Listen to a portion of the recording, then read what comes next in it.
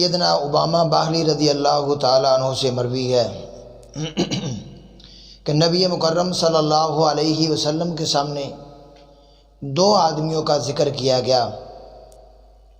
ان میں سے ایک عالم تھا اور دوسرا عابد انسان تھا، عبادت کرنے والا، اللہ کو یاد کرنے والا۔ تو نبی مکرم صلی اللہ علیہ وسلم نے فرمایا، فضل العالم علی العابد کفضلی علی ادناکم، ایک عالم کی فضیلت ایک عابد کے اوپر اس طرح ہے، کفضلی علی ادناکم، جس طرح میری فضیلت علی ادناکم،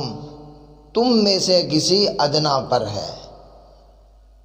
یعنی نبی مکرم صلی اللہ علیہ وسلم نے فرمایا، عالم اور عابد، جاہل کی تو بات ہی نہیں ہو رہی، عابد کی بات گئی، عبادت کرنے والے کی بات گئی۔ فرمایا کہ ان دونوں کے درمیان اتنا فرق ہے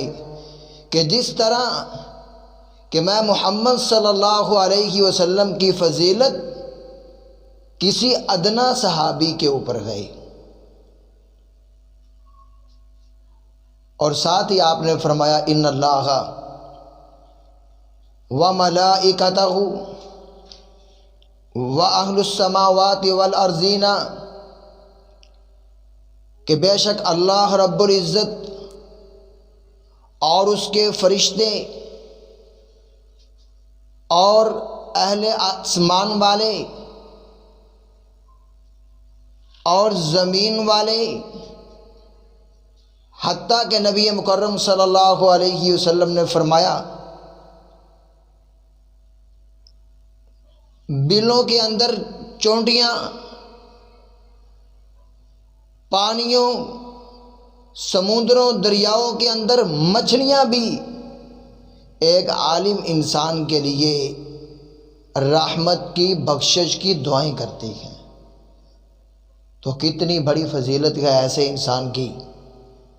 جو اللہ رب العزت کا علم سیکھتا ہے اور اسے پھر آگے سکھاتا ہے۔ تو اللہ رب العزت ہمیں بھی اپنا علم سیکھنے کی توفیق عطا فرمائے اور سیکھنے کے بعد اسے آگے سکھانے کی بھی توفیق عطا فرمائے۔